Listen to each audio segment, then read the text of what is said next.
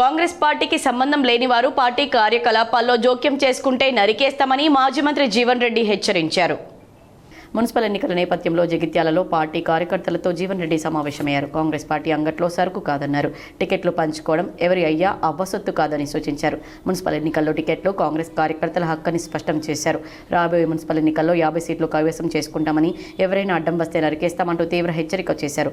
ప్రభుత్వ విధానాలు నచ్చితే కాంగ్రెస్లో చేరడానికి నువ్వెబడివని పరోక్షంగా ఎమ్మెల్యే సంజయ్ని ఉద్దేశించి వ్యాఖ్యానించారు.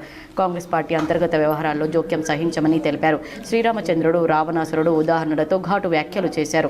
శ్రీరాముడు 10 తలలు ఉన్న రావణాసురుణ్ణి నరికాడని, నీకు ఒక్క తలే ఉందని, నరకడానికి ఎక్కువ సమయం పట్టదన్నారు. ప్రజాస్వామ్యం, కార్యకర్తల హక్కుల కోసం చివరి వరకు పోరాటం చేస్తానని తెలిపారు. మున్సిపాలిటీలో 50 స్థానాలు సాధించాలని, అడ్డం వచ్చిన వారిని రావణాసురుడిలా నరకాలని వ్యాఖ్యలు చేశారు.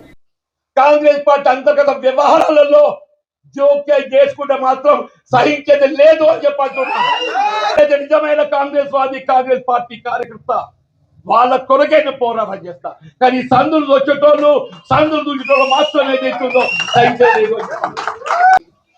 శ్రీరామచంద్ర ప్రభు ఏదైతుందో ధర్మానికి కట్టుబడి ఉన్న రావణాసుడి 10 తలలు నరికిండు.